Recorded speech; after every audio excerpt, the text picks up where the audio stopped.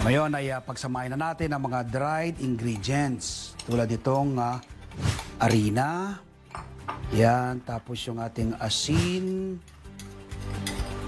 Alright. Pagkatapos ng asin ay ang durog na paminta. Ayan. Imimix natin mabuti ngayon yan. Yan, imimix natin mabuti. Ngayon ay isa-isa nating ilalagay ang chicken, no? I-coat po natin. Right. Ayan. Lagyan natin ang butter, no? Hindi po mantika yung ating ginamit. Okay, bahagya po natin hinain ng apoy. Ayan. Alright. Ayan, palusaw na lahat ng butter. Pwede na tayong maglagay ng chicken. Alright, ayun. Ating chicken breast fillet.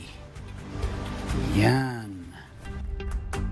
Habang hinihintay natin maluto yung ating second batch na yung ating sinalang na pakalawa, gigisay na po natin yung ating sauce, no? So yan, ang ginagamit natin ay butter sa halip na mantika. Yan. Lulusawin po natin uli yung butter. Ayan, lusaw na yung butter natin. Lagyan na natin ang sibuyas. Ayan.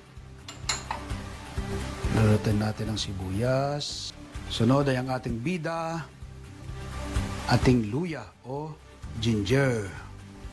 Ayan. Lutuin din po natin. Sunod ay ang toyo. Alright. Tapos maglagay tayo ng yung cornstarch natin. Lagyan natin ng konting tubig.